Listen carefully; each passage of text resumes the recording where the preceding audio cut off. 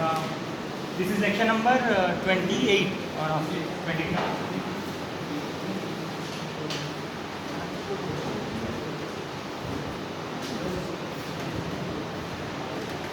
Final topic of this phase transformation lecture.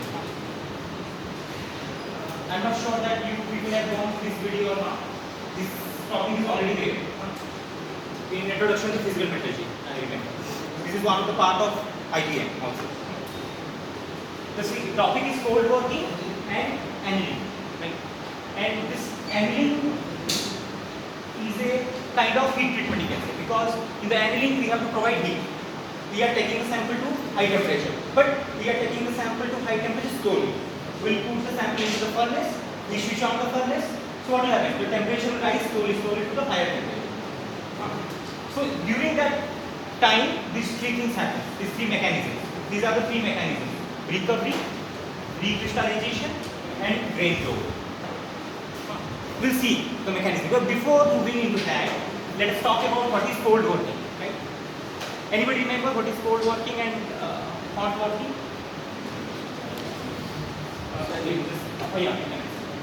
सभी जिसमें polarisation temperature के बिलो करने से उसको कोल्ड वर्किंग कहते हैं। जो CO2 क्या करने से क्या करेंगे? पिंच सॉरी क्या वर्किंग करने से working on what kind of working? Plastic deformation If you are plastic deforming the metals or alloys below recrystallization temperature, that is cold. 0.3 से 0.4% of melting point होता है। Okay, fine. So what is hot working? अच्छा, what are different kind of working? Metal working or alloy working on alloys. What are different kinds of working? Cold working No. I'm talking about what kind of working. In the industry they call what kind of working. See, you have a molten metal or molten alloy, right? You cast it. You cast it means you are giving a shape. That is called ingot, if you remember. Ingots. Those are slags, billet, bloom. You have to remember these things. Slag, billet, blooms are the cast products. You got a molten metal or molten alloy, then you pour it into a mold. Mold means it is a particular shape that will give you a shape during solidification. So that is called ingot. Ingots are three types: either it is slag, bloom, or billet. According to their dimension, actually. You have go through the internet today. What is slag, bloom, and billet? These are three ingots. So after getting ingot, what they do? They do working on it. Because at the end of the day, you cannot use this fixed size material. You have to use very thin sheets or wires, coils, right? We are using coils, wires, rods, right? So those are produced from these billet, bloom, and slag. Right? So what are the working? If you remember, these are one of the working. We do rolling, right? We do forging, right? Anything else?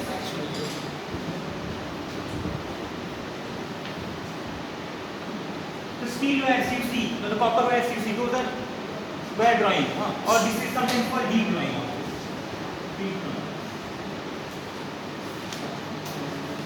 Rolling means you understand, two rollers will be there, you have pass the material through that two rollers. It will become thin and thinner and thinner. It may become a plate or it may become a coil, simply, coils. You should, please, I suggest you to go to, like, go to the industry or your internship. You will get these things. You can see what is rolling, what is forging they are doing. And internship will help you for the placement also. So these are some metal working processes. Metal working. So from this you will get plates, rods, those kind of things. Anyway, we will not go into that. But this rolling, forging, wire drawing, all these things can be done at high temperature or it can be done at low temperature. If you are doing those things at high temperature, those are called hot working. That means you got an ingot, then you heat the ingot to high temperature, then you roll it. It is hot working, right? But if you are not heating the ingot and you are doing working on it, it is cold working. Room temperature working is also cold working, right? There is also a working called war working. So I can write simply.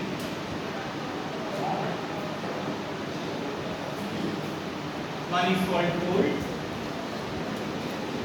and in between that is what? me what is war working then?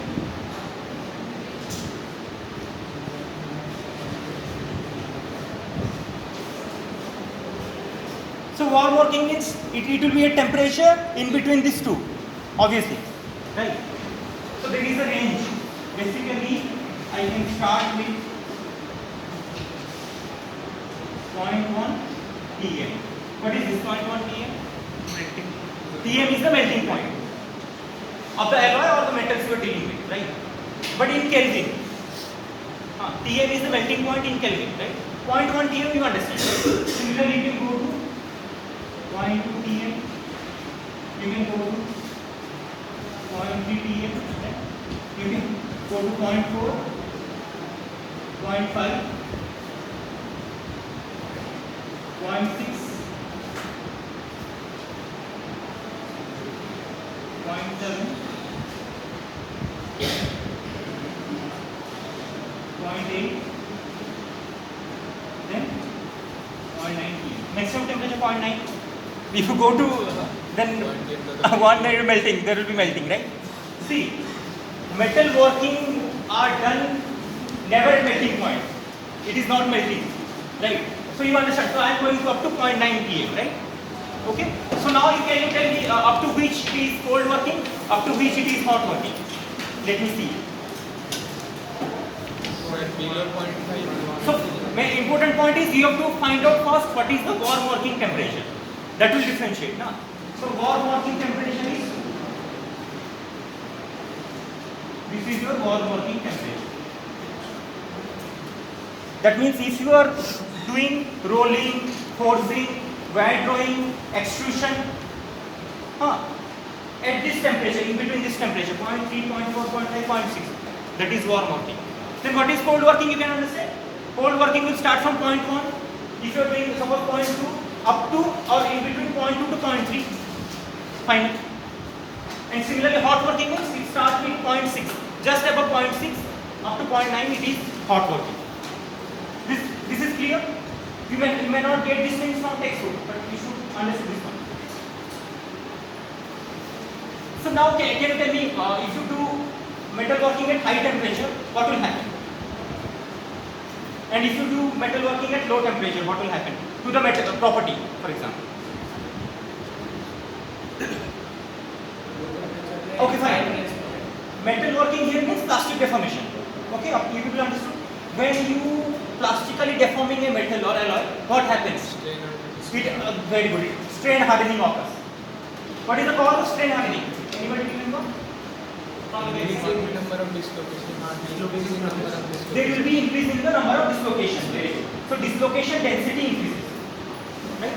If you plastically deforming a material more and more you produce a very thin and thin sheet. Number of dislocation will be more and more and more. And you understand, if the dislocation density will be more, then strength will be more. Right? Because strength, you should remember always. Strength is proportional to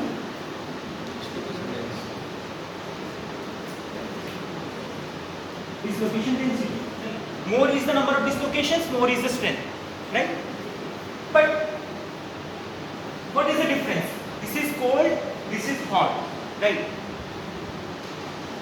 So it means the temperature, high temperature is available. But here temperature is not so available. Or thermal energy is more available here, but thermal energy is less available here. So what will be the difference in the property? Just think about that. Sir इसका strength बढ़ जाएगा but उससे मतलब hot working में कम strength रहेगा क्योंकि dislocation अगर high temperature पे लेंगे तो annihilation Yes, very good, very good. He knows that, very good. So what exactly happens? You take same metal and you do cold working on it. In other hand, you do hot working on it, and you check the property. The property will be what? The cold worked metal will be very strong. It will the yield strength or the tensile strength will be very high from the initial condition. But if you measure the strength of hot worked metal, it will be not so high. It will be nearly equal to the initial temperature maybe. Maybe somewhat higher, but comparatively equal. Right? That means if you do cold working, what happens? The strength will increase. Why the strength will increase? Because of more number of dislocation density. So it simply means dislocation cannot be removed during hot cold working, right? But if you do hot working, lot of dislocation will get annihilated. They get removed from the material. That is called dynamic recovery and dynamic recrystallization. If you want, you can write. Dynamic recovery, dynamic recrystallization. Right. The name itself is in dynamic. That means you are rolling. For example, take an example, right?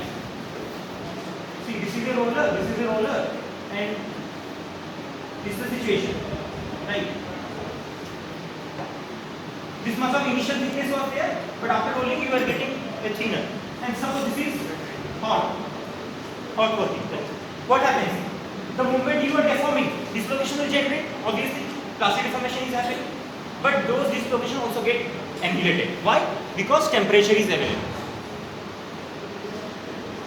Due to available of high temperature, automatically those dislocations will get annihilated. Annihilated means they get disappeared. But if you do cold working, temperature is not so high. So what happens to the dislocation? They cannot be removed. They will stay. And if the number of dislocation will stay, obviously the strength will increase. The yield strength and tensile strength will increase to a high level. That is called strain hardening. Right? So that means if you do cold working, you will get strain hardening effect because of increasing in the number of dislocation density. But if you do hot working, then dynamic recovery and recrystallization will occur. You will not get strain hardening. It simply means if you do hot working on metals, you will never get strain hardening effect. But if you do cold working, you will get strain hardening effect. Strain hardening due to strain. Where the strain comes? Due to dislocations. Right? Due to dislocation, strain is coming in the material. You are deforming something. Right? I think you people have understood. Okay, I will explain it further. I think up to this it is clear. In GATE exam, you might get this kind of question. What is the temperature for hot working? What is the temperature for cold working? What is the temperature range for warm working? You have to remember this one.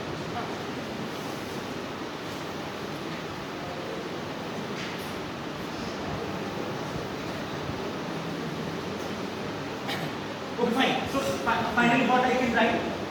I can write what happens after cold working to the property. First I can write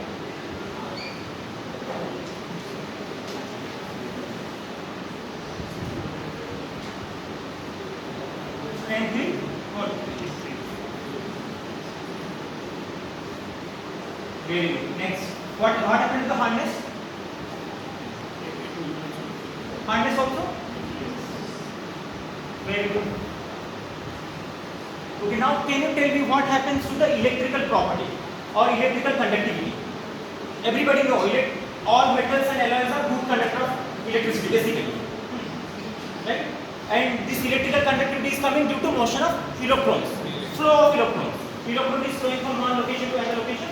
You are getting thermal conductivity as well as electrical conductivity. You will understand up to this. So now tell me what happened to the electrical conductivity? Increases or decreases? Increases. It decreases. Why? Because the moment you are plastically deforming the material, one condition, dislocation density is increasing. Number of dislocations are more and more, right? And the point is, point defects also increases. You have to remember. What are point defects? You remember? Example of point defect? Zero dimensional defect. Vacancies. Just a sphere, missing atom, right? Vacancies. Anything else? Interstitials. What is self-interstitial? Can you tell me? Very good. Atoms are arranged.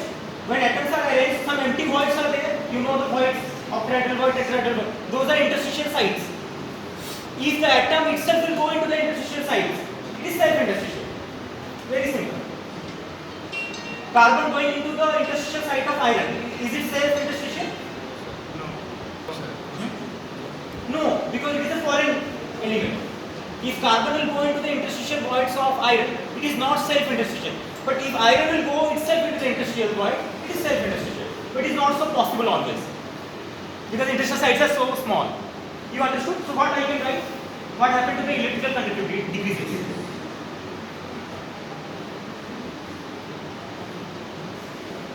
Electrical conductivity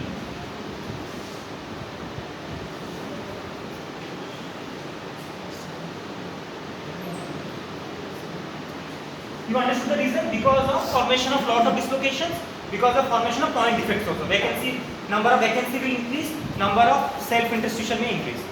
So what happens? Electron want to flow easily, but it will interact with the point defect, it will interact with the self-interstitial, it will interact with the dislocation. So what will happen? It gets scattered. Suppose the electron want to move smoothly like this, but the moment it will face a dislocation, it may get scattered. Right? The distance may increase, so conductivity will go down obviously. Okay? You understood up to this? So these are the problems. Huh? So advantage is this one. This is the advantage, this is the advantage, but the problem is this one. Electrical conductivity will go down, or in other way I can write electrical resistivity will increase. Okay? What happened to the stress? Increase. Obviously, stress will increase. Internal stress.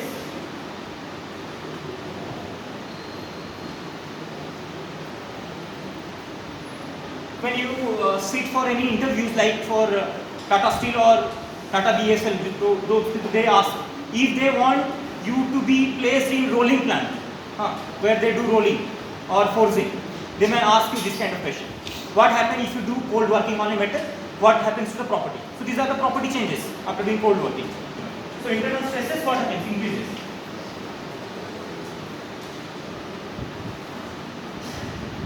And make sure what I told, the same question they will ask.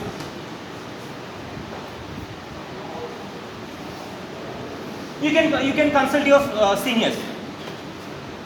Yeah. Sir code working में मतलब dislocation density ज़्यादा है, तो sir ऐसा क्यों नहीं हो सकता है कि मतलब वो डिस्लोकेशन ग्लाइड करेंगे, तो सर वो स्टेप फॉर्मेशन क्यों नहीं करेंगे बाहर आके मटेरियल? डिस्लोकेशन ग्लाइड और क्लाइंब के लिए तुम्हें एनर्जी चाहिए, इसलिए तो हॉट वर्किंग के समय they get disappear. You understood? So यहाँ पे क्लाइंब और ये नहीं हो रहा है। If you want to do climbing you need some energy. If you do hot working और if you do hot working, thermal energy is available.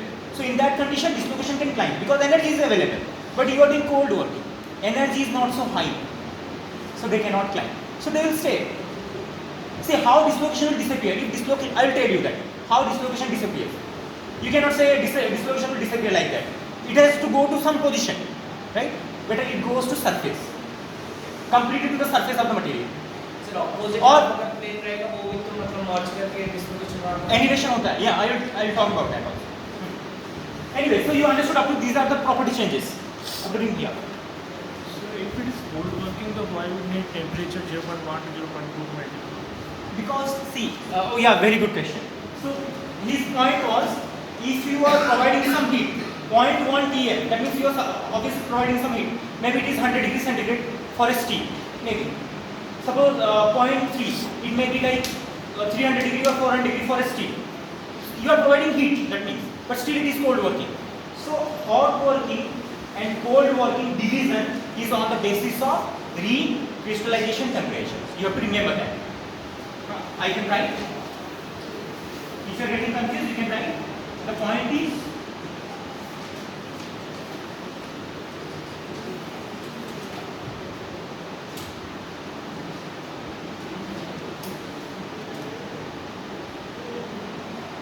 crystallization temperature. So this is the boundary actually. That means if you are in this direction and you are if you are in this direction and if you are in this direction, this is the boundary. So this is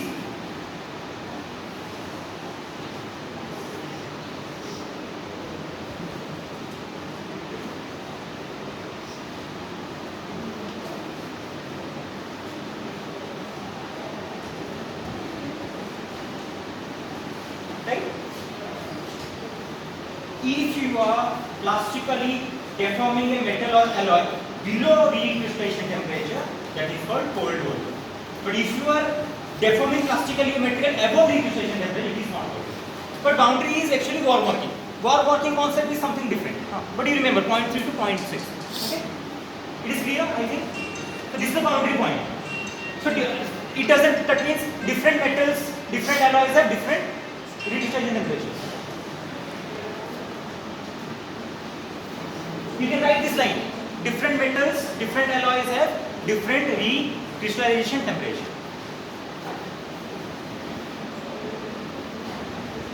Can you guess?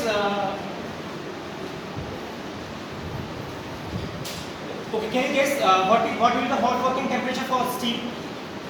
Plain carbon steel. Cold working. Hot working. Cold working you can easily say 100 degrees centigrade to 100. Can you guess?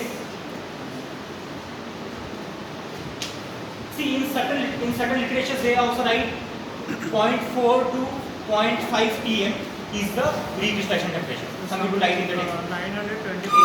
Above 950, 1000 degree. If you are metal working on a steel at 1000 degree, it is hot. Suppose you are metal working on a steel at 300 degrees centigrade, it is cold. So basically, some people write half of the melting point is the recrystallization temperature. Sometimes people write that. It may not be true, but they write. Like 0.4 to 0.5 pm is the recrystallization temperature. You take half of the melting point as a boundary line. You understood up to this? Yeah, you understood this. The answer is clear.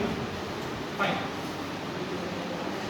Okay, fine. So now tell me, suppose you join as a GET in rolling plant and you do cold working on a steel, for example, right? And you understood what are the properties changes. The strength will increase. What happens to the ductility? Obviously, ductility will decrease because strength and ductility are opposite always. Right? The strength increases, electrical conductivity reduces, your internal stresses increase, your ductility reduces. These are the properties. Right? But your boss want to deform plastically the metal again. Is it possible? You do cold working first. Then further your boss want you should reduce the thickness to more and more. Can it be possible again if you do cold working? Yes, sir. Chance of failure. Chance of failure. Yeah. Maybe tool will break down or your metal will generate cracks. Right? So it is not possible to reduce the thickness further. So there should be a solution. What is the solution? Just check. Annealing. And you have to do annealing. You understood now? So if you are doing cold working on a material, your strength will increase, but ductility will reduce. And further you want to reduce the thickness. So you cannot do cold working directly. You have to go to annealing. Then after doing annealing, you again do cold working. That's fine. You can reduce the thickness more and more. So that means during annealing what happens?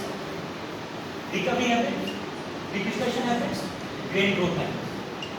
So these things will lead to the reducing the strength, increasing in the ductility. Now it is clear. So if you are doing annealing, what happens? The strength will reduce, the ductility will increase. And what happened to the conductivity? It will again increase. Right? You should write if you want. So in this side what you can write? There will be reduction in the strength, increasing in the ductility, increasing in the electrical conductivity, and reduction in the internal stresses. You can write it if you want, quickly. Just opposite. Whatever you have written here, just opposite will happen during annealing.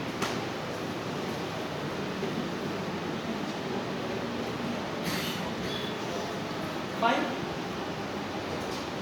Whatever you have written in the cold working, just opposite thing will happen. That means you do cold working, you do annealing, then again you do cold working, that is okay. After doing cold working, again you do annealing, again you do cold working. This cycle will follow. And there will be more reduction in the thickness. And you will get desired. Acha, can you tell me in industry what is the sequence actually? They do first hot working or they do first cold working on any ingot? Cold working. Hot working, obviously. Why? Why hot working? Because temperature is available. Higher is the temperature, lower is the yield strength. You can easily deform the metal. The plastic deformation will be easy if strength will be less, ductility will be high. Right? If you take the metal to high temperature, ductility will increase. Why? Because yield strength reduces high temperature.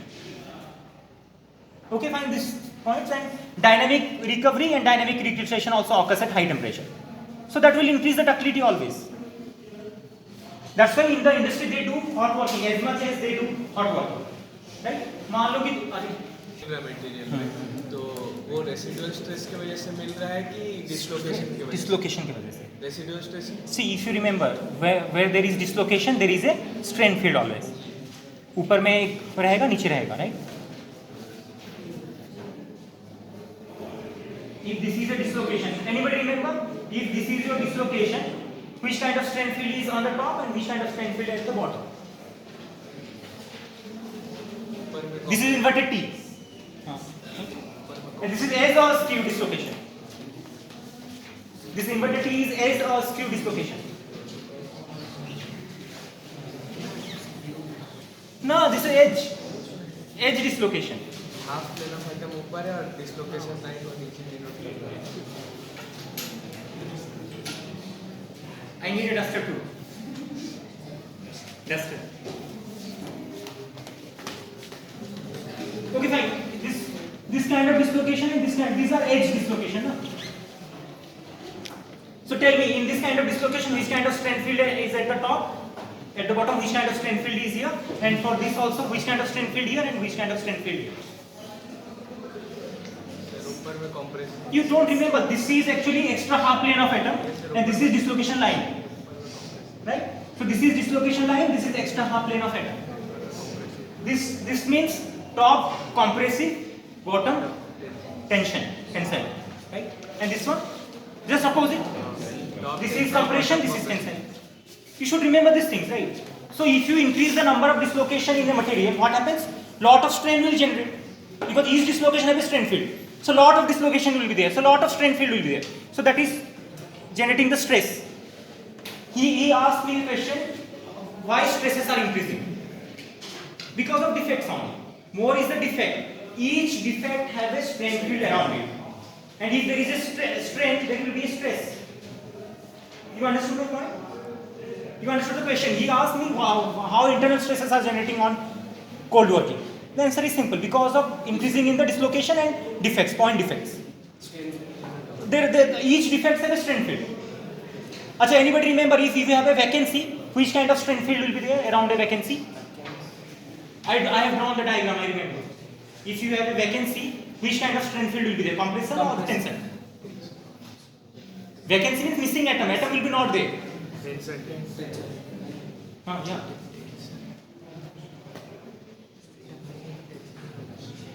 Sir वो fill करना चाहेगा.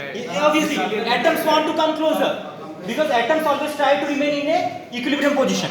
अगर कुछ vacancies generate हो गया तो atoms पास आ जाएंगे ना ऐसे. ये तुम्हारा vacancy है. यहाँ पे atoms हैं.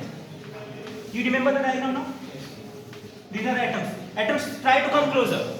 So these are also atoms.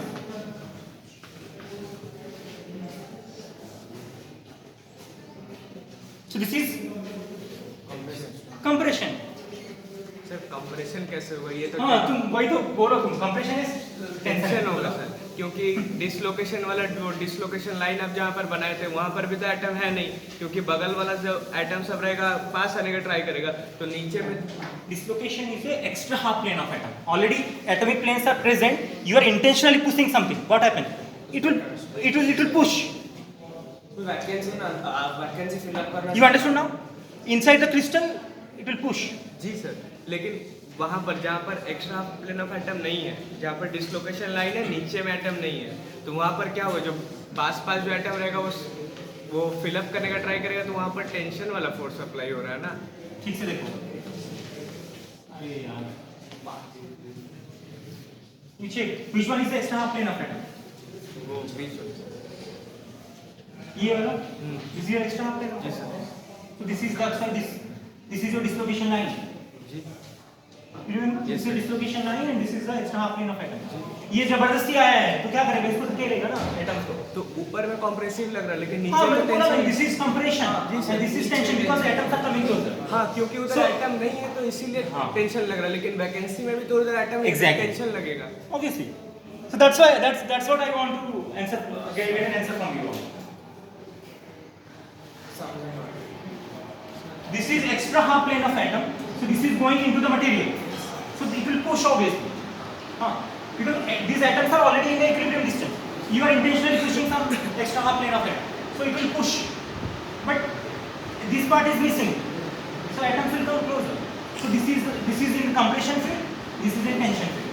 Same thing happens with the vacancies. Atoms come closer. Compression का ऊपर वाला कैसा वो बीच में हम लोग फोर्सफुली कर रहे हैं तो बाहर की तरफ पुश करेगा ना वो ऐसे लग रहा है बट क्रिस्टल में कंप्रेशन होता है. अच्छा Inside the crystal it is compression. It looks like tensile, but inside the material it is compression. You understood my point?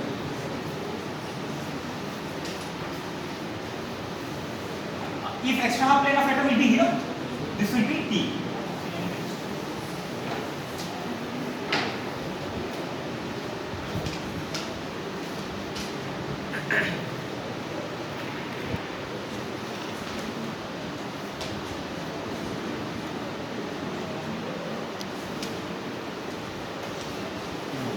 So annealing involves recovery,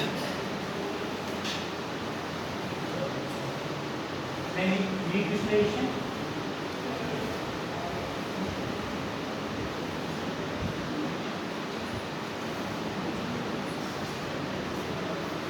so it is working both as eraser and pen. Since very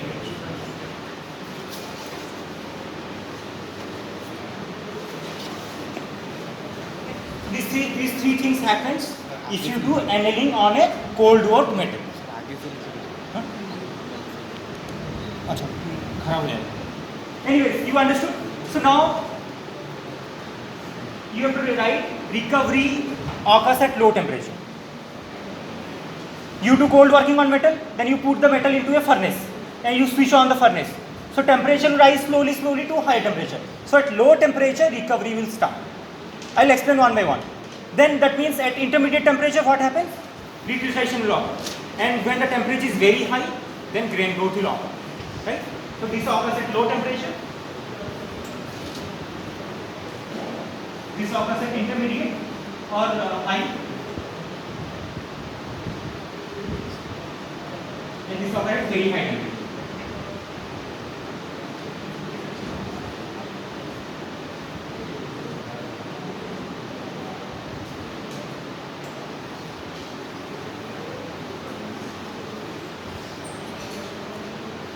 And during this process, what happens? Recovery will happen. Okay, I will discuss about one by one. This is clear, I think. What are the limits and temperature in the TM expression? TM. Recovery का कौन सा temperature है